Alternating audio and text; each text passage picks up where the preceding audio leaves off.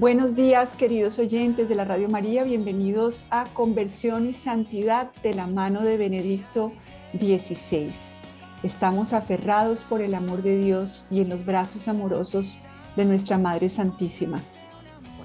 Hemos venido hablando sobre la esperanza y voy a seguir hablando sobre la esperanza, tomando el libro de Mirar a Cristo, que es una joya del Papa Benedicto, donde nos habla de las virtudes de la fe, la esperanza y la caridad.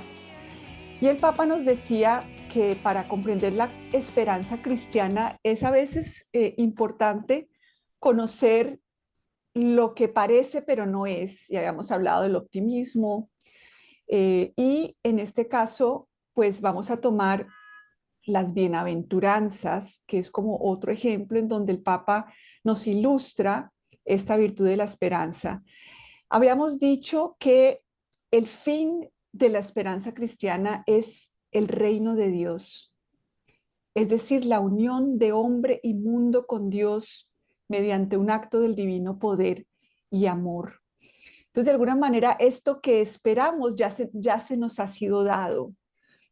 Eso es la diferencia también entre el optimismo y la esperanza, porque el optimismo mira como va a pasar, nos va a llegar, vamos a estar bien, pero en la esperanza cristiana, esta unión del hombre con Dios se nos regala en el bautismo. Entonces, de alguna manera, es ya vivir lo que ya tenemos.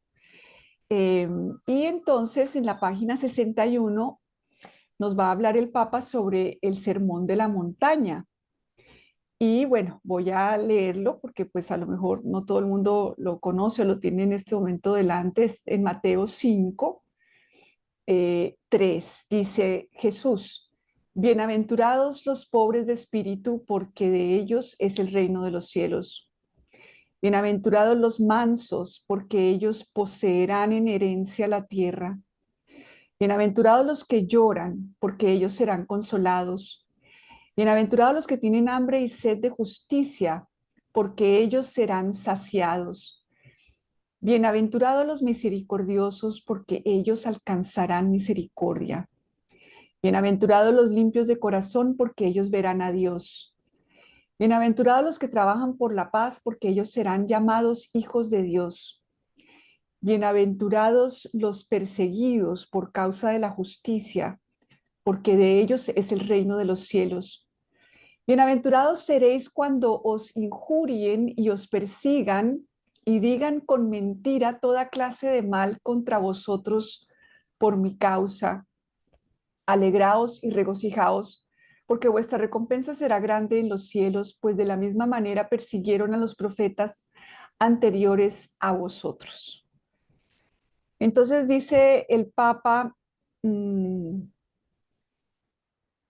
podríamos traducir este bienaventurados como dichosos los que no se ven alcanzados por la felicidad. Y este es justamente el tema de hoy. Cuando no nos vemos alcanzados por la felicidad. El término beato en las bienaventuranzas semánticamente no tiene nada que ver con palabras como feliz o bien. El que sufre, de hecho, no se siente bien. Para resaltar totalmente la paradoja, había que traducir felices y no felices. Pero ¿qué tipo de extraña felicidad se entiende con la palabra bienaventurado? Aquí me voy a detener un momento porque me gusta mucho esto. Empieza ya a hacer una distinción diciendo, esto no es una emoción de bienestar, o sea, no quiere decir que yo me voy a sentir feliz cuando estoy pasándola mal. Y se vale delante de Dios estar con la verdad de lo mal que nos sentimos cuando las cosas no están siendo tan amables para nosotros. Entonces dice así, creo que esta palabra, la palabra bienaventurados, abraza presente y futuro, aunque naturalmente de forma distinta. El aspecto del presente consiste en el hecho de que al interesado se le anuncia en particular cercanía de Dios y de su reino, ¿cierto? Bienaventurados los pobres de espíritu, porque de ellos es el reino de los cielos. Y hay una particular cercanía de Dios, lo cual significaría que precisamente en el espacio del dolor y de la aflicción, Dios y su reino están particularmente cercanos. Cuando un hombre sufre y se lamenta, el corazón de Dios sufre y se lamenta. El lamento del hombre provoca eh, cuando un hombre sufre y se lamenta, el corazón de Dios sufre y se lamenta. El lamento del hombre provoca el descender de Dios. Qué hermoso, ¿no? A veces uno cree que Dios está mirando desde las alturas cuando la pasamos mal, pero Él quiso hacerse solidario. Si algo nos muestra el Nuevo Testamento, es que Jesús se toma sobre sí todas nuestras enfermedades, todo lo que nosotros podamos experimentar, Jesús lo ha tomado sobre sí. Y me gusta esto, ¿no? Que el lamento del hombre provoca el descender de Dios. Claro que desafortunadamente en este mundo de hoy, el amor no se siente como algo importante cuando la estamos pasando mal. Lo que queremos es que se nos resuelvan las cosas, ¿cierto? El amor está pasado de moda. Eh, Queremos conseguir la felicidad en el hacer, en el poder, en el tener. Pero aquí nos están diciendo, cuando te lamentas, cuando la estás pasando mal, cuando la felicidad no te alcanza, hay un descender de Dios especial. Dios está particularmente cercano.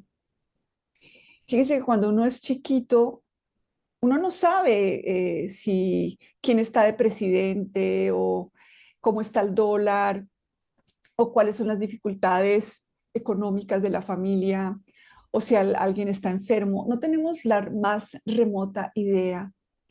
¿Qué es lo que tranquiliza un bebé?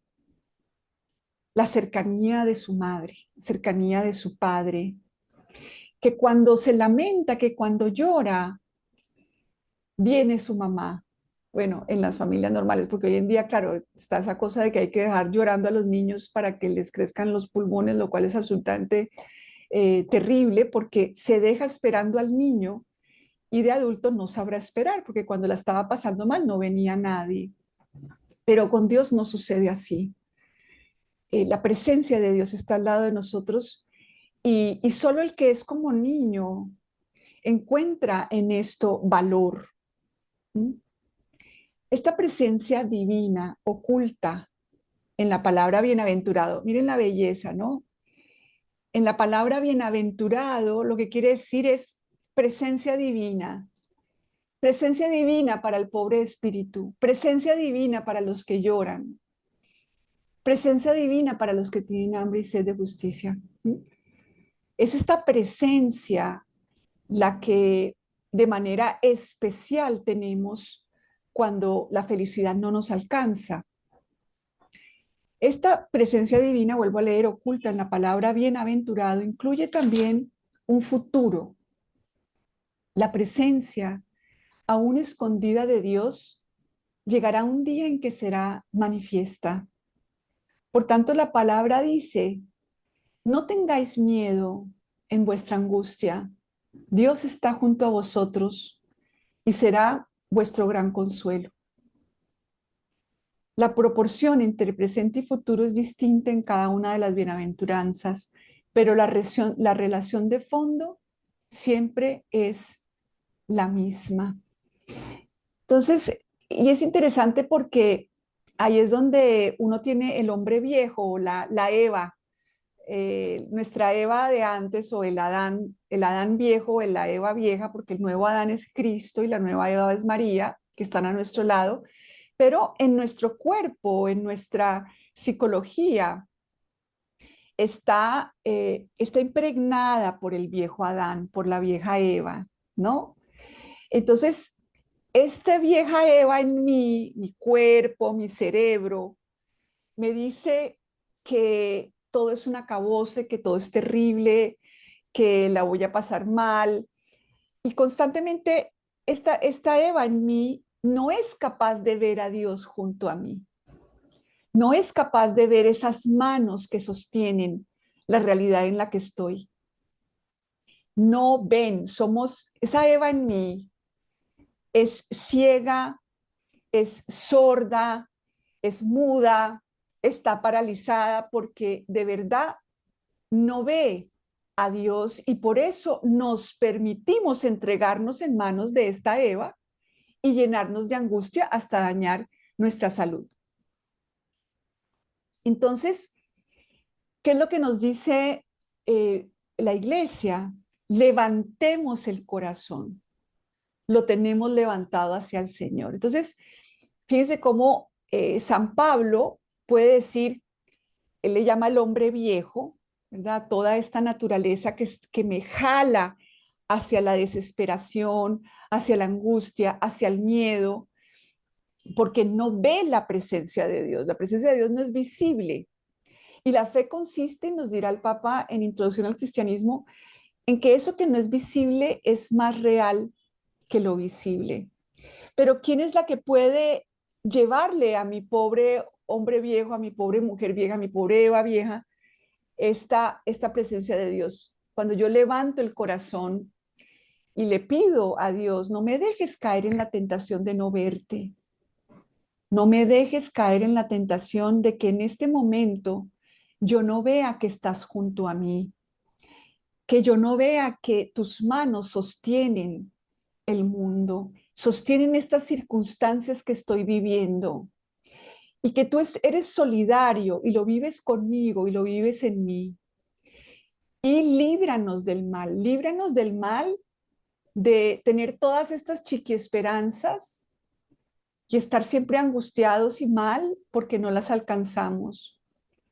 Solo con esta presencia de Dios en nuestro espíritu podemos darle al hombre viejo algo de seguridad y de serenidad.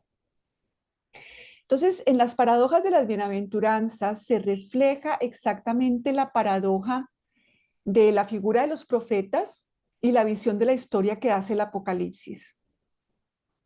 El elemento propio de las bienaventuranzas consiste en el hecho de que la paradoja profética se convierte ahora en modelo de la existencia cristiana. Las bienaventuranzas nos dicen, si vivís como cristianos, os encontraréis siempre ante esta tensión paradójica. Todo esto se hace evidente en el retrato que el apóstol Pablo ha trazado de sí mismo en su segunda carta a los Corintios. Esta imagen parece además desarrollada a partir de las paradojas del Sermón de la Montaña, que a su vez quedan ilustradas de forma especial por medio de las experiencias personales del apóstol de los gentiles. Entonces aquí nos está uniendo el Papa Benedicto a que San Pablo en su vida de alguna manera nos explica mejor qué significa esto que es parte de la experiencia cristiana. Y yo diría que es parte de la experiencia de todo el mundo, ¿no? Pero en especial de los que tenemos la fe. Y dice San Pablo en la segunda carta a los Corintios 6, del 8 al 10, cuando describe el cristiano, ¿verdad? Somos los impostores que dicen la verdad, pero somos los que para el mundo no decimos la verdad, estamos mal, somos retrógradas, eh, pasados de moda, sobre todo en este mundo de hoy. Entonces, somos los impostores que dicen la verdad, pero la paradoja es esa. Dios nos ha dado la gracia de tener esta visión que Dios mismo tiene del mundo, de mí misma y de los demás, pero eso no es reconocido. Levante la mano el que tiene esta experiencia. Los desconocidos, somos los desconocidos conocidos de sobra. ¿Mm? No es que estemos, no es que seamos famosos en las redes y entonces increíble y todo el mundo nos sigue. No, somos los desconocidos, pero para Dios conocidos de sobra, conocidos cada uno por nuestro nombre, cada detalle de nuestra vida, hasta cuántos cabellos tengo en mi cabeza, Dios los tiene contados. Somos los moribundos que están bien vivos, dice San Pablo. Los moribundos de tantas heridas, de tantas dificultades, de tantas desesperanzas, pero que están bien vivos porque en nuestro espíritu estamos habitados por la Santísima Trinidad. Nos habita María y por eso estamos bien vivos, aunque incluso estemos moribundos. Los penados nunca ajusticiados. Fíjense, a veces lo que uno le impresiona es cómo la gente aventajada, aprovechada, manipuladora, que todo lo tergiversa, parecen que son los que tienen éxito. Y parece que salieran impunes. Quien viva en Colombia sabe de qué estoy hablando de manera especial. Pero nosotros sabemos que delante de Dios nada es indiferente.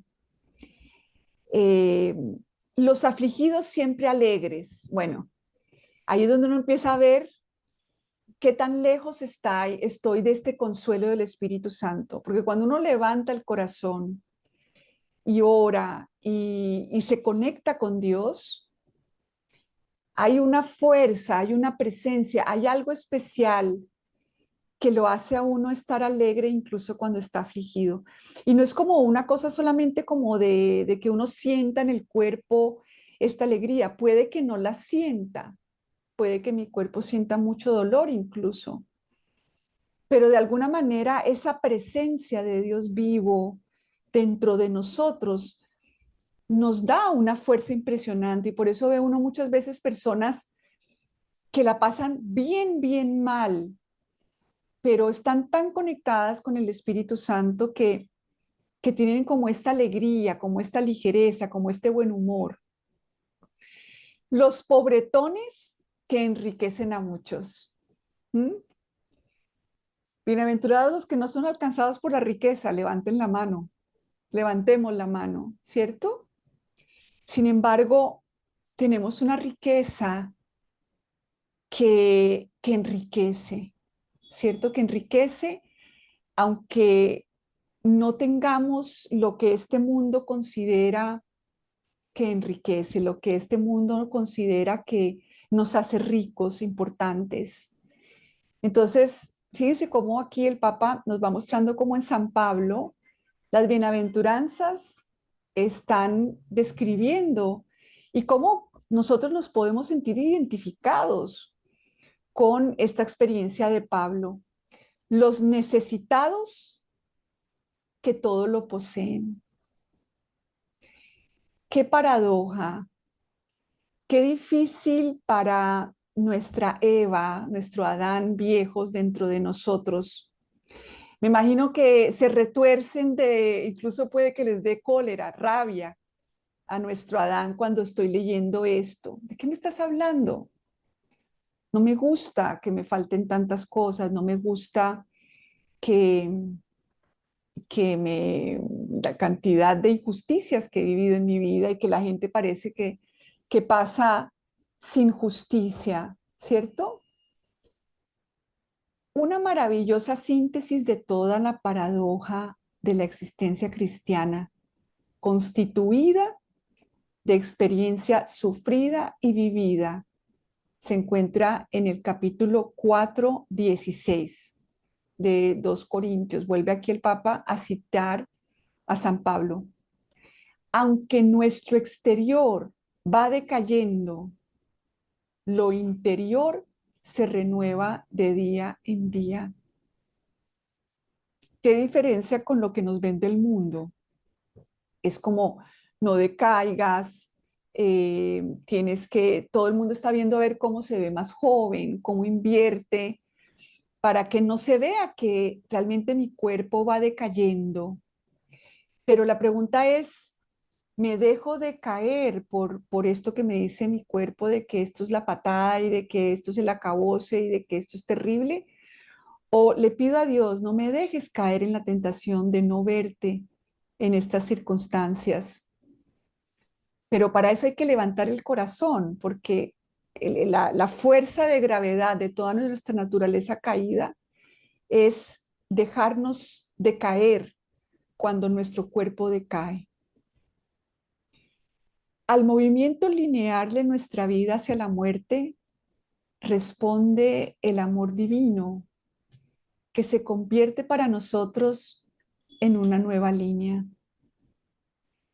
Entonces, por eso la conversión implica empezar a ver que esta relación con Dios, este diálogo con Él, esta presencia suya con la que conscientemente me conecto, es la verdadera línea que debe ir guiando cada día, un día a la vez. Hoy amanece y todo mi cuerpo, mi cerebro, lo que yo he aprendido, va a empezar a ver cosas con las que no me siento segura, con las que podría sentirme decaída, triste, pero lo que nos pide la conversión es levanta el corazón y advierte que no estás sola, que no estás solo. Y, y ábreme los ojos y ábreme los oídos y ábreme el corazón, que mi corazón no sea de piedra para que yo no valore la presencia de Dios dentro de mí.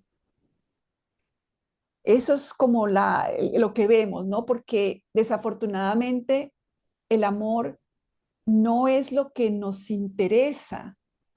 Nos interesa que todo nos salga bien. Queremos seguir a Dios si moralmente yo me siento de tal manera o si los de mi casa empiezan a cambiar, etcétera. O sea, lo amamos por sus dones, no por sí mismo. Una renovación perenne y progresiva de la vida en nosotros. Una vida que resulta sencillamente en relación entre yo mismo y la verdad personificada, Jesús. Jesús. Esa es qué oración tan sencilla, ¿no? No me dejes caer en la tentación de no verte y de no valorar tu presencia. Tú en mí vive esta situación. No quiero vivirla con esta fuerza de gravedad de mi Eva que vive en mí, sino Jesús, permíteme vivirla contigo. Volvamos a las bienaventuranzas. Desde la misma Biblia podemos establecer una línea de movimiento sobre este tema. Fíjense a ver, las bienaventuranzas no son, como a veces se malinterpretan, un reflejo que resuma hábitos cristianos, una especie de decálogo del Nuevo Testamento. Esto no es así. Yo me acuerdo incluso haberlo leído en diferentes libros teológicos en donde dicen el Nuevo Testamento son las bienaventuranzas. Y entonces ahora, además de que ya lo tenemos difícil, supuestamente tenemos que querer ser pobres y mansos y sentirnos bien cuando la infelicidad la felicidad no nos alcanza. Y esto es una tarea que ahora me ponen más encima de que ya es difícil vivir, ahora pues yo tengo que querer todo esto. Entonces, qué lindo, ¿no? Que el Papa nos dice nada que ver. Esto no es así. Solo nos está mostrando la paradoja cristiana que se realiza de formas diversas conforme a la diversidad de los destinos existenciales del hombre. ¿Mm? En general, no se encontrarán todos juntos, o sea, son vivencias que hacen parte de la vida de muchos de nosotros y pueden expresarse y manifestarse de diferentes maneras.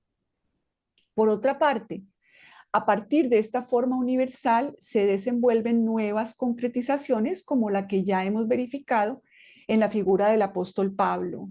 ¿Mm?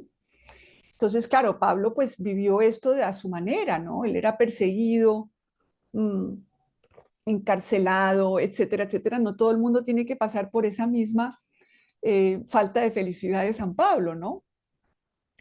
Para comprender con firmeza la verdadera profundidad de las bienaventuranzas y en ellas el núcleo de la esperanza cristiana, debemos sacar a la luz otro aspecto que en la exégesis moderna, por cuanto me parece, se considera muy poco, pero que a mi juicio es decisivo para una interpretación realista del Sermón de la Montaña en su conjunto. Me refiero a la dimensión cristológica del tiempo. ¿Y qué rayos es eso, Ana María? Vamos a ir viendo que siempre nos va a decir el Papa Benedicto, en todo lo que leemos en el Nuevo Testamento, incluso en el Antiguo Testamento, de quien nos están hablando es de Jesús. Por ejemplo, la parábola del buen samaritano. El moralista que hace de todo una moral, una exigencia moral, ¿qué es lo que ve? Ah, ¿cómo hago yo para ser el buen samaritano? ¿Cierto? Yo tengo que ser como el buen samaritano, y etcétera, etcétera. ¿Y qué es lo que nos va a mostrar, por ejemplo, el Papa Benedicto en Jesús de Nazaret? Que el buen samaritano es la figura de Cristo. Y que porque es la figura de Cristo, porque ese es el nuevo Adán, entonces yo puedo seguirlo, porque Él me capacita en esa unión con Cristo, donde yo más bien voy con lo mío, que es no ser muy buena samaritana, ¿cierto? Y a veces eh, de rechazar lo que me está pasando y no querer que no me alcance la felicidad, etcétera, etcétera. Eso es lo que yo le llevo a Jesús, ¿verdad? Esa es la verdad sobre mi incapacidad. Y Jesús, en la unión con Él quiere ser buen samaritano a través de nosotros. Él quiere hacerlo con nosotros. Y lo mismo con las bienaventuranzas. Las bienaventuranzas nos hablan de quién? De Cristo. Él es el que puede realmente identificarse con cada uno de estos enunciados. Empezaré de nuevo con un ejemplo concreto, una breve interpretación de la redacción final de Mateo sobre el Sermón de la Montaña. Dice, todo aquel que escucha estas palabras mías y las pone por obra se parece al hombre sensato que edificó su casa sobre roca. Cayó la lluvia, vino la riada, soplaron los vientos y arremetieron contra la casa, pero no se hundió porque estaba cimentada en la roca. Fíjese que aquí no nos están diciendo que no va a caer la lluvia, que no van a soplar los vientos, que las circunstancias a lo mejor van a arremeter contra mi casa, pero ¿por qué no se hunde? Porque estoy cimentada, porque Jesús es el primero al que le cayó la lluvia, los vientos arremetieron contra él, pero ¿dónde estaba cimentada su vida? En la comunión con el Padre, en el Espíritu Santo. Y por eso Cristo, porque Cristo no está solo, es que incluso resucita. El núcleo de la esperanza cristiana es que no estoy sola y que porque no estoy sola, hay una roca en la que yo me puedo cimentar. Entonces, o me cimento en mis capacidades de enfrentar la lluvia, los vientos y que arremetan contra mi casa con toda clase de circunstancias difíciles. Y entonces, ¿qué me va a pasar? Lo que sigue diciendo aquí Mateo. Se parece al necio que edificó su casa sobre arena. Cayó la lluvia, vino la riada, soplaron los vientos, embistieron contra la casa y la casa se hundió. ¿Y qué hundimiento más grande? Nos dice Mateo. ¿Mm? El significado que aparece inmediatamente en esta parábola es una advertencia de Jesús a construir la propia vida sobre un fundamento seguro. El fundamento seguro que soporta todas las tempestades es la misma palabra de Jesús. Entonces, fíjese que no es tanto un sentido moral como una promesa. Es como cuando dice, amarás al Señor tu Dios. Yo puedo, el moralista, ¿qué es lo que va a ver? Amarás como tú tienes que hacerlo y tú tienes que poder. ¿Cómo lo ve el Papa Benedicto y pues la esperanza cristiana? Tú amarás, es una promesa. Si tú te unes a Cristo, le llevas tu falta de amor, Él te capacitará y entonces amarás.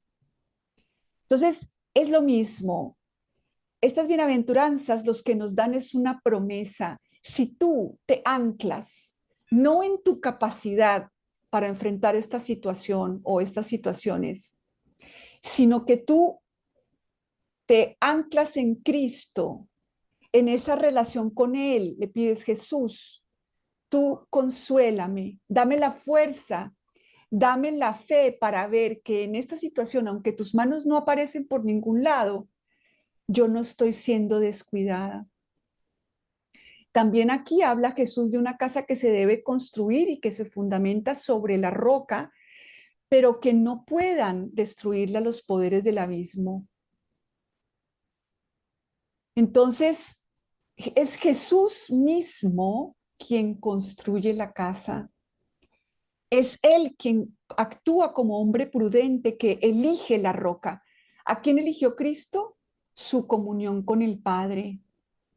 Él, a quien el mismo Evangelio llama la sabiduría.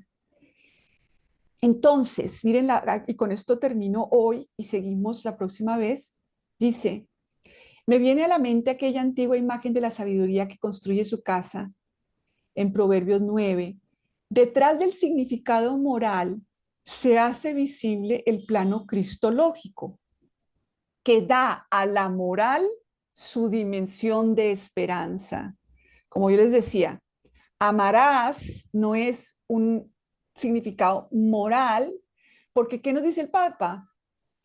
Nuestra fuerza y nuestra sabiduría no llegan a tanto. ¿Mm? Nosotros, no, esto, lo que he leído anteriormente, es muy contrario a lo que nosotros cada día experimentamos. Nosotros no podemos sentirnos eh, con fuerza ante todas estas arremetidas que mencionan las bienaventuranzas. ¿Mm? Pero ¿qué nos dice el Evangelio? Existe el verdaderamente sabio y él mismo es la roca. Jesús, su palabra, en los sacramentos, el encuentro con él, en la oración, él mismo ha puesto el fundamento de la casa. El fundamento de la casa es él mismo. Y fíjense lo que dice el Papa. Nosotros seremos sabios cuando salgamos de nuestro estúpido aislamiento de la autorrealización que construye sobre la arena de la propia capacidad. Seremos sabios cuando dejemos de intentar cada uno por su cuenta y aisladamente construir la casa particular de nuestra vida individual. Nuestra sabiduría consiste en construir con Él la casa común de forma que nosotros mismos nos convirtamos en su casa llena de vida. Nosotros mismos somos esa morada de Dios, esa casa de Dios. ¿Y qué es lo que nos piden los bienaventuranzas? Oye, no lo vas a poder realizar solo, no es que salgas de aquí y digas, entonces, ¿qué? Yo me tengo que sentir feliz cuando estoy enferma, cuando no tengo plata, cuando me echaron del trabajo. No, se trata de que vayas con Cristo y digas, no puedo, no puedo, pero no me quiero aislar. Habítame, Jesús, capacítame. Esa es la bienaventuranza. En comunión con Él, soy capacitada para ser bienaventurada. Entonces, fíjense cómo el Apocalipsis, en cambio, nos habla de este dragón, el gran adversario del Salvador, que fijó su morada en la playa del mar, ¿verdad? A pesar de sus grandes palabras y de su inmenso poder técnico, a veces incluso maravilloso, a pesar de su poderío, este dragón del Apocalipsis, de su refinada astucia. La bestia no conoce la verdadera sabiduría. Representa la imagen del hombre necio, de la misma forma que Cristo es la imagen del sabio.